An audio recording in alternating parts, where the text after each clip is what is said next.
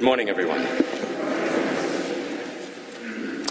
Today we celebrate this great solemnity of our Lord Jesus Christ, King of the universe. As Americans, we have trouble with kings, don't we? Our nation was founded on a Declaration of Independence from a king, King George III of England. We bristle against monarchies ruling. So some would suggest, why don't we just rename this feast day, this solemnity, and call it Christ the President, or Christ the Prime Minister? Well, in the words of Father Robert Barron, to do so would be spiritually disastrous. We need to understand how indeed Christ is not president, not prime minister, but king. If we don't like our president, if someone doesn't like a prime minister, if we don't like our elected officials, we what? Vote them out of office. Christ's reign, his kingdom, does not depend on the results of election night. No, and his reign is complete. It is utterly complete. We are completely dependent upon him if we wish to be part of his kingdom. And his reign is complete in the sense that it encompasses all of the universe, all of life, and if we wish, all of our heart, our soul. St. Paul tells us in that second reading from his first letter to the Corinthians that by Christ's death he has destroyed the last enemy, death itself. And in the end, all things will be made subject to him. He will then hand over his kingdom to God the Father, who had first handed everything over to him, so that God may be all in all. Yes, Christ will reign, whether we vote for him or not. But we shouldn't fear this king. No. Because his kingship is not a kingship of a tyrant, but of a shepherd.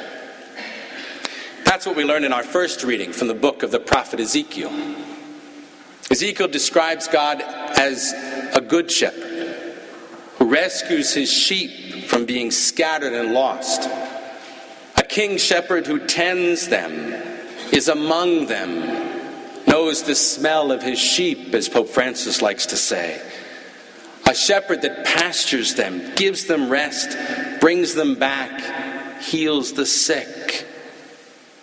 You see, Christ is king in the sense of not of a despot or a totalitarian tyrant, but a shepherd. A shepherd whose voice the sheep know and trust and follow him in everything. That gives us a choice, my brothers and sisters. We do have somewhat of a choice, an election, if you will. Not whether or not Christ is king, he is. Not whether or not he's going to establish his kingdom, he has. And it will be fulfilled at the end of time. That's clear. But we have a choice on whether we want to be his subjects or not.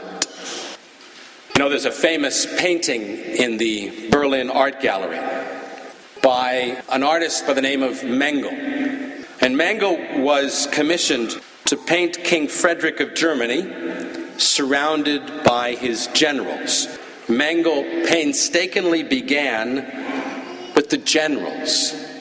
And so he painted them in detail around the edge of the painting, leaving the center open and blank, so that he would finish his great composition with a painting of the king himself.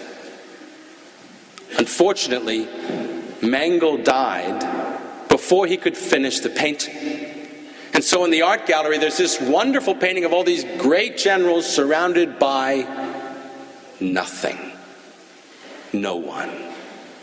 An empty space. We often spend much time enthroning the generals of the insignificant elements in our lives, postponing inviting Christ the King to sit in his throne at the center of our lives and hearts and souls.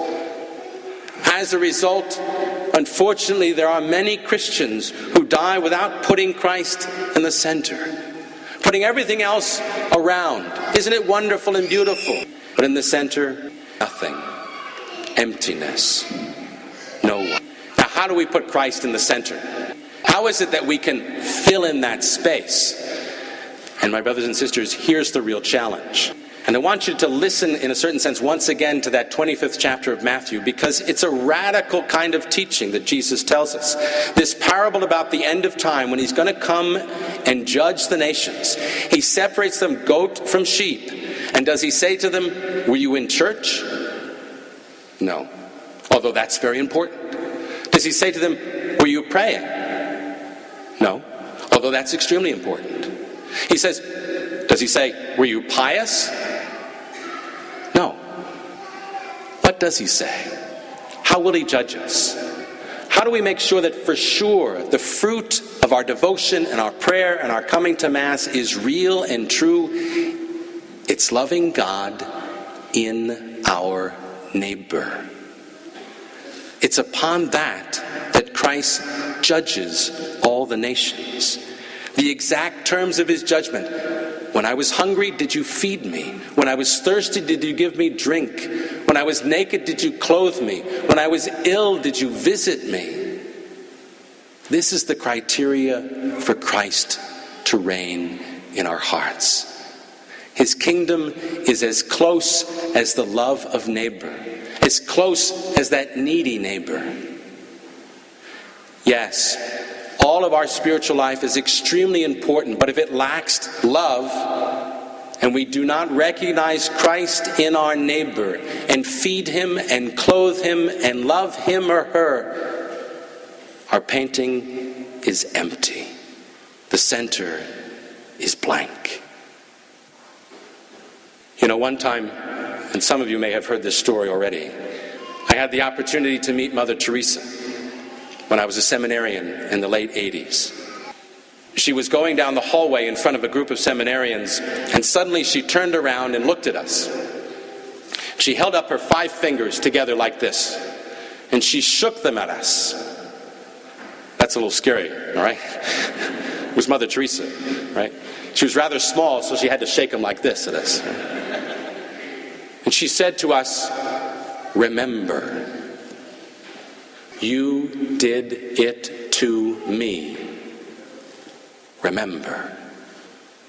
If we want Christ to reign, if we want his kingdom to come, if indeed we want him at the center of our lives, our hearts, our souls, remember what you and I do to the least of our brothers and sisters, we do to him. You did it to